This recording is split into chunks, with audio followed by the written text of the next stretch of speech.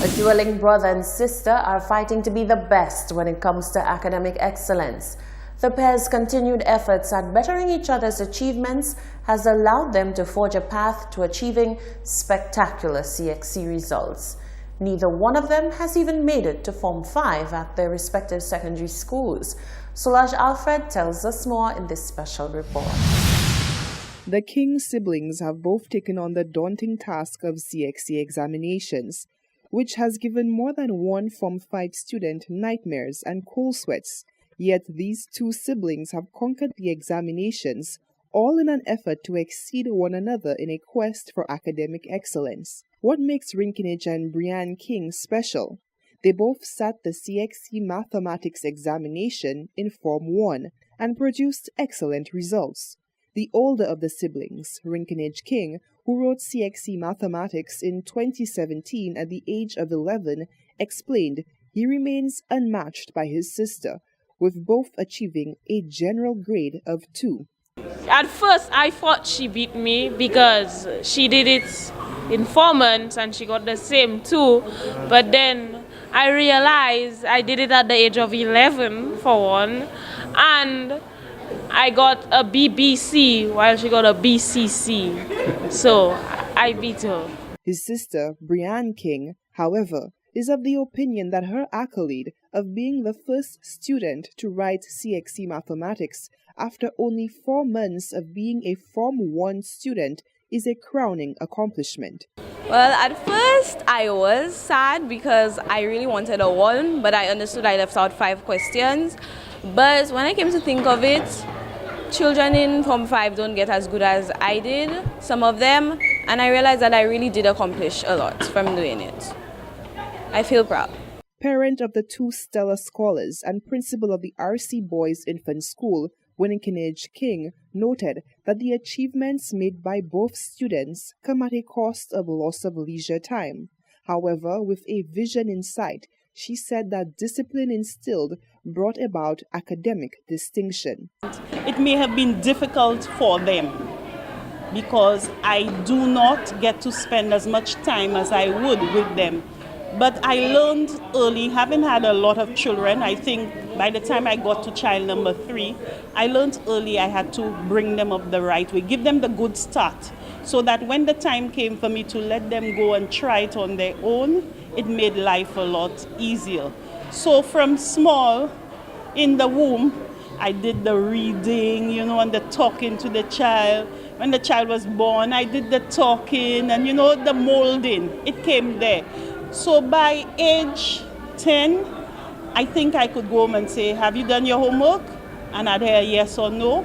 And I know that they would do what is required of them. At the helm of the King siblings working towards excellence is teacher Timothy Dupree, who asserted that the accomplishment of Brianne King shows that mathematics should not be a daunting subject to others. She definitely had what it takes to write CXC after 4 months of classes and attain a general 2.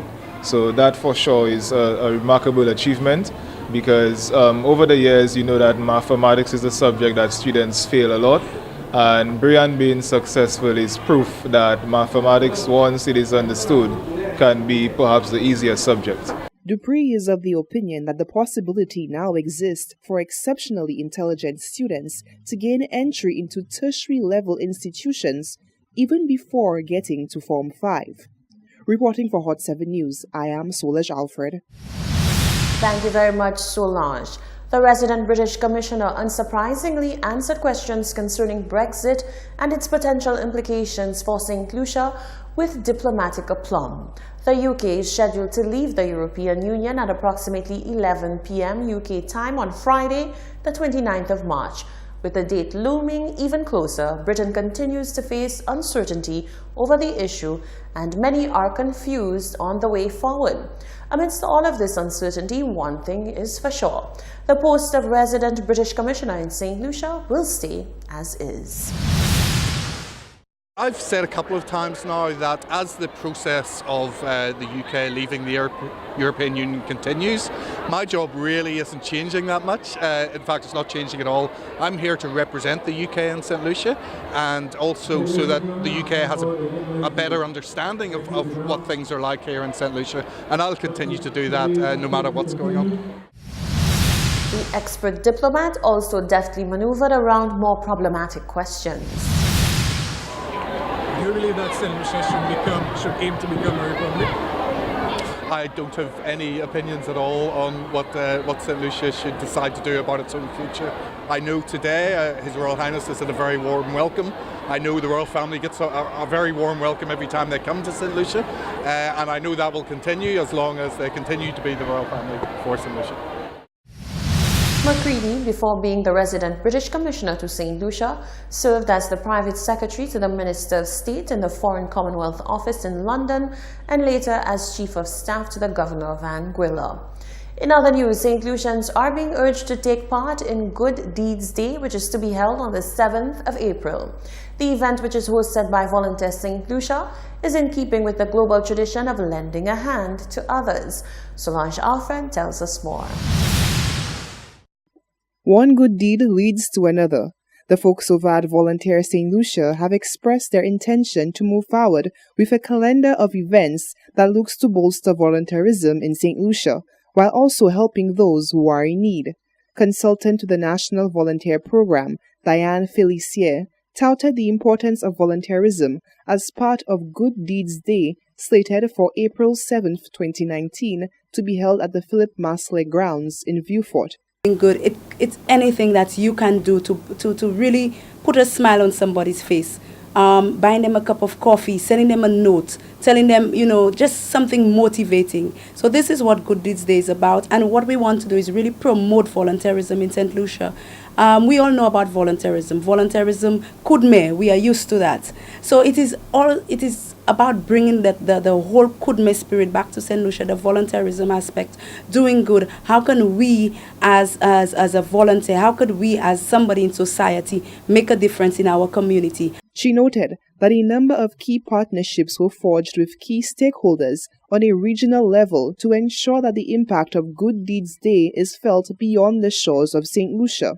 Meanwhile, on a local level, Felicia noted that all facets of society will be aimed at benefiting from this act of doing good. There will be a number of activities, reaching out to the less fortunate. Any way that we can make a difference in the life of somebody, we will be doing it during this time. It will not just be doing good from April 2nd to 7th. It will be an ongoing process. And what we want to do is really include everyone. We want to go as far as the Boys Training Center, as far as the Borderley Correctional Facility, because what we want to do is send a strong message to these people in there. Even though they are incarcerated, they are still part of society. Not to be left out, senior citizens were being encouraged to take advantage of a day of pampering as part of Good Deeds Day activities. We will be having a day of pampering for senior citizens from the age of 65.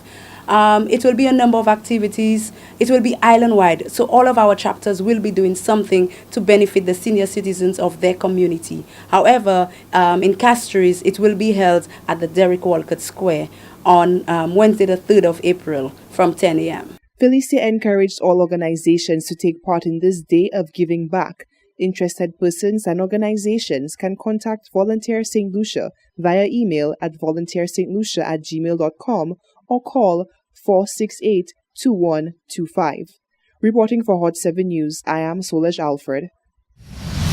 Thank you, Solange. You're watching the Hot 7 Nightly News. Up next, sports news with Tennyson Glasgow.